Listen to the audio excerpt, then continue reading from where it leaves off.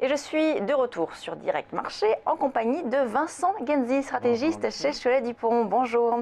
Alors on va parler de la performance des marchés depuis le mois de décembre. Eh bien, on replie, sauf depuis ce matin où là, on a ce petit rebond tant attendu. Même, c'est un rebond technique. On est à 2% de hausse quasi là, de ce matin. Bon, ça fait du bien, c'est sûr, c'est agréable, mais on sent quand même que la baisse qu'on a vue depuis début décembre, on a l'impression qu'il y a eu des vents de panique, qu'il n'y avait pas grand-chose qui pouvait soutenir les marchés. Comment est-ce que vous expliquez, vous, cette correction qu'on a eue, puis là, ce rebond technique soudain? Je ne sais pas s'il y a eu vraiment beaucoup de vents de panique. Je n'ai pas vu vraiment de séance de forte capitulation où les titres qui avaient bien tenu jusque-là étaient attaqués. Mais en tout cas, il y a eu une baisse ininterrompue, sans répit. Plusieurs fois, on a atteint des niveaux techniques un peu de survente, avec des rebonds qui ont été vraiment très très limités et très réduits dans le temps. Donc c'est un climat un peu négatif qui s'est installé et à un moment donné, il suffit d'avoir effectivement une bonne nouvelle pour qu'il y ait un rebond technique cette fois-ci un peu plus prononcé. Et là, C'est le cas aujourd'hui. le PIB chinois, donc du coup, qui est quand même en baisse, bon, 6,8, c'est vrai que c'est un des ralentissements les plus lents finalement depuis quand même quelques années, mais finalement, on sent que les investisseurs ont été rassurés quand même par cette publication. Oui. Premièrement, un dixième de point sur le PIB chinois, je pense que c'est plus petit que la marge d'appréciation et que la marge d'erreur du calcul. Donc il faut se méfier un peu. On va dire globalement que les chiffres publiés ce matin sont tout à fait en ligne et ne montrent pas d'accentuation d'une dégradation, mais d'un maintien de la situation actuelle avec une industrie qui va beaucoup moins bien, qui est en récession en Chine, et le reste de l'activité, que ce soit les services, la consommation, qui sont encore en hausse sensible. Et globalement, donc, on reste sur un rythme entre 6,5 et 7. Et peut-être que les investisseurs se faisaient un petit peu peur et qu'ils ont été rassurés. Il y a eu un deuxième phénomène sur le pétrole qui a rebondi aussi ce matin.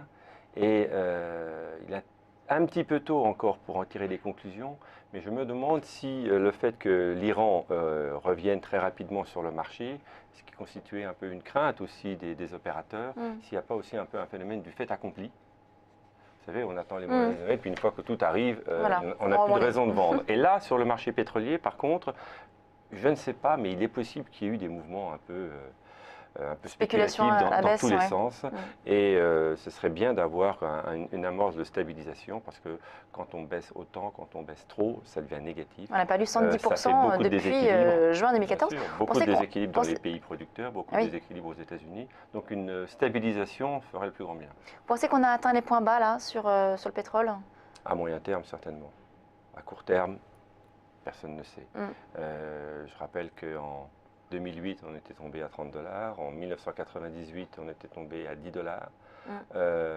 Et il y avait eu d'ailleurs un très fort rebond justement à la suite. Oui, bien sûr.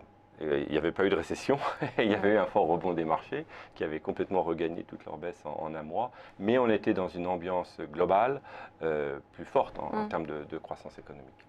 Et là justement, ce paradigme différent du fait qu'on soit dans une croissance mondiale un peu plus faible, ça pourrait, justement, on pourrait rester comme ça, dans une sorte de mouvement un peu baissier, général sur les marchés, le pétrole, non, pas l'ensemble des matières premières. pas forcément. Je pense que ce qui fait peur aux investisseurs, c'est le changement de rythme.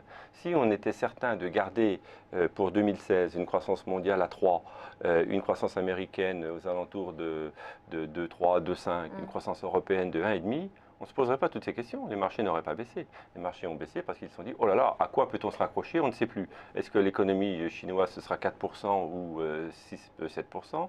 Est-ce que les États-Unis, ce sera 2,5 ou 1,5? C'est ça qui fait les craintes. Du côté des marchés européens, on baisse également, c'est vrai, même on suit un petit peu les marchés américains qui ont toujours été un petit peu moteurs. Pourtant, au niveau européen, le contexte n'a pas beaucoup évolué. On a toujours ce pétrole et cet euro qui sont très bas, qui favorisent finalement globalement la croissance européenne. On a aussi la BCE qui soutient l'économie. Qu'est-ce qui fait finalement qu'aujourd'hui le contexte est différent? Est-ce que le contexte est différent selon vous? Le contexte est un petit peu différent parce qu'on a quand même ce ralentissement général qui touche l'industrie, partout, dans les pays en voie de développement, aux États-Unis, mais également en Europe, où on voit une industrie qui est structurellement plus faible dans tous les pays que l'activité de service.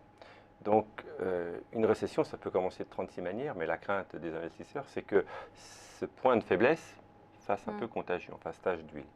C'est vraiment très tôt hein, pour anticiper ça. Moi, je trouve qu'effectivement, la situation européenne, sur le fond, n'a pas beaucoup changé. Mais c'est l'environnement qui est autour qui fait naître des incertitudes et des peurs. Je crois que la meilleure chose qui puisse arriver au marché, c'est effectivement cette stabilisation des matières premières et peut-être aussi une stabilisation du dollar maintenant.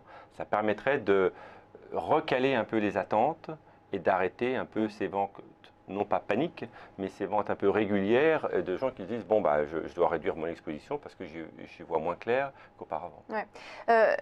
On a dans 2 jours la réunion de la BCE. C'est vrai qu'en 2015, à chaque fois qu'on a eu une réunion de la BCE, souvent eh bien, les marchés rebondissaient fortement, sauf en décembre où finalement là on a eu l'effet inverse.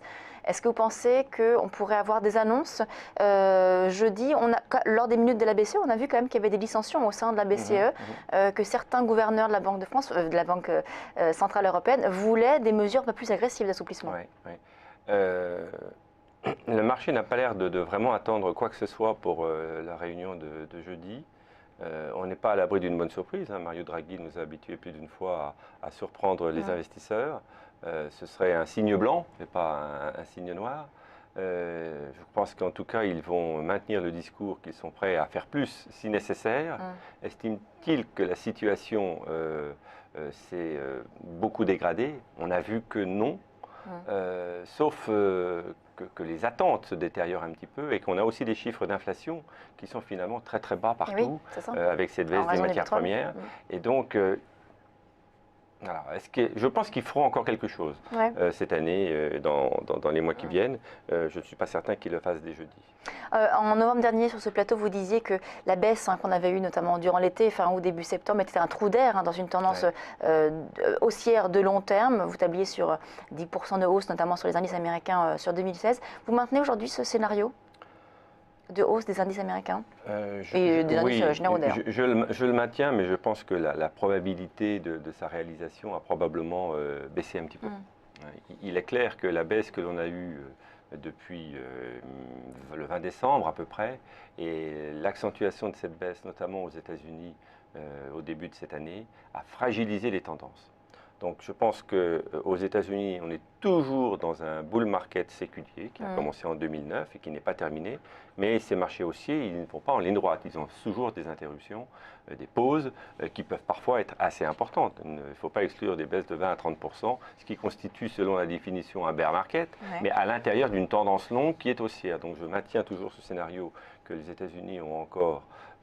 on n'a pas atteint le point haut du marché américain dans ce cycle, mais on se rapproche quand même du point où il doit y avoir une correction intermédiaire de milieu de cycle. Est-ce que c'est 2016, 2017? Pour l'instant, je comptais plutôt sur 2017. Je vois bien qu'avec les craintes qui se sont accentuées cette année, les scénarios un peu alternatifs de, bon, si le marché haussier américain s'arrêtait maintenant, s'il y avait une baisse un peu plus forte cette année, que ces scénarios-là commencent à être un peu plus nombreux. Donc ça veut bien dire que tout le monde révise un peu ses probabilités.